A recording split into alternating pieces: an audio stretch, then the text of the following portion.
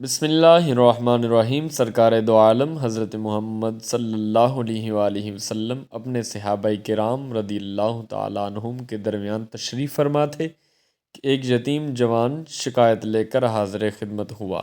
کہنے لگا، یا رسول اللہ صلی اللہ علیہ وسلم، میں اپنی کھجوروں کے باغ کے ارد گرد دیوار تعمیر کر رہا تھا کہ میرے ہمسائے کی کھجور کا ایک درخت دیوار کے درمیان میں آ گیا۔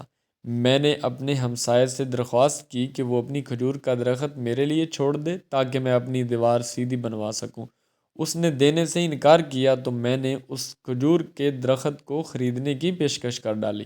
میرے ہمسائے نے مجھے کھجور کا درخت بیچنے سے بھی انکار کر دیا۔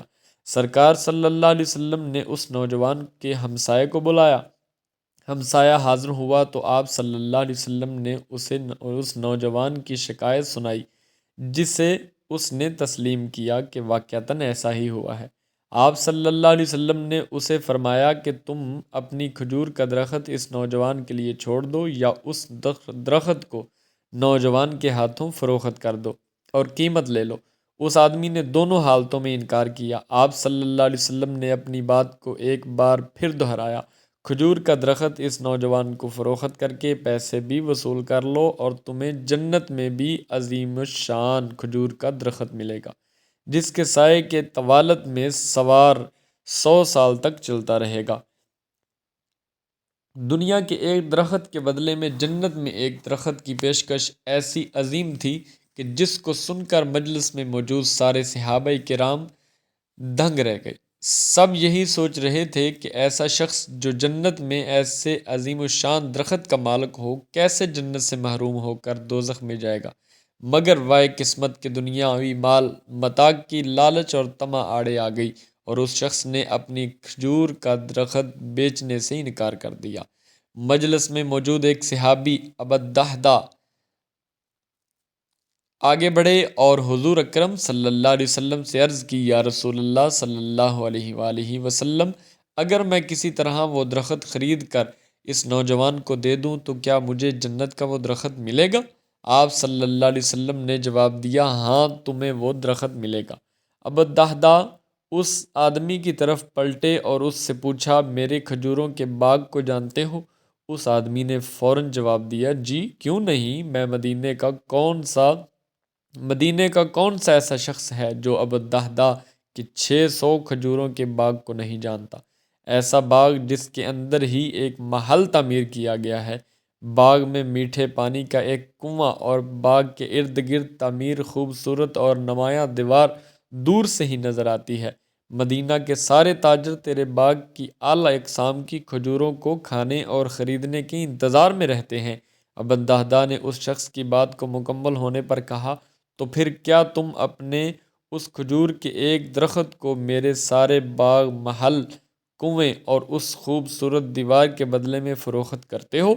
اس شخص نے غیر یقینی سے سرکار دو عالم صلی اللہ علیہ وسلم کی طرف دیکھا کہ کیا عقل مانتی ہے کہ ایک کھجور کے بدلے میں اسے ابو الدحداء کی 600 کھجوروں کے باغ کا قبضہ بھی مل جائے؟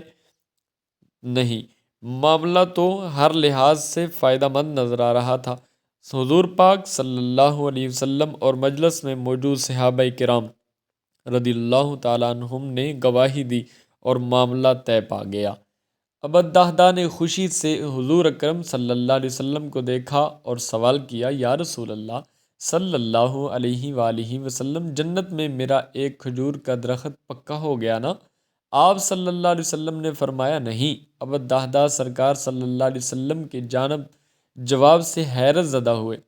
آپ صلی اللہ علیہ وسلم نے اپنی بات کو مکمل کرتے ہوئے جو کچھ فرمایا اس کا مفہوم یوں بنتا ہے کہ اللہ رب العزت نے تو جنت میں ایک درخت محض ایک درخت کے بدلے دینا تھا، تم نے تو اپنا پورا باغ ہی دے دیا۔ اللہ رب العزت جود و کرم میں بے مثال ہیں، انہوں نے تجھے جنت میں کھجوروں کے اتنے باغات عطا کیے ہیں کثرت کی بنا پر جن کے درختوں کی گنتی بھی نہیں کی جا سکتی۔ ابو الدحداء، میں تجھے پھل سے لدے ہوئے ان درختوں کی کس قدر تعریف بیان کروں؟ آپ صلی اللہ علیہ وسلم اپنی اس بات کو اس قدر دہراتے رہے کہ محفل میں موجود ہر شخص یہ حسرت کرنے لگا کہ اے کاش وہ ابو الدحداء ہوتا ابو الدہداء وہاں سے اٹھ کر جب اپنے گھر کو لوٹے تو خوشی کو چھپا نہ پا رہے تھے۔ گھر کے باہر سے ہی اپنی بیوی کو آواز دی، میں نے 4 دیواری سمیت یہ باغ، محل اور کنواں بیچ دیا ہے۔ بیوی اپنے خاوند کے کاروباری خوبیوں اور صلاحیتوں کو اچھی طرح جانتی تھی۔ اس نے اپنے خاوند سے پوچھا، ابو الدہداء کتنے میں بیچا ہے یہ سب کچھ؟ تو ابو الدہداء نے اپنی بیوی سے کہا، میں نے یہاں کا ایک درخت جنت میں لگے ایسے ایک درخت کے بدلے میں بیچا ہے جس کے سایہ میں سوار 100 سال تک چلتا رہے۔ ابو الدہداء کی بیوی نے خوشی سے چلاتے ہوئے کہا، ابو الدہداء تو نے منافع کا سودا کیا، تو نے منافع کا سودا کیا۔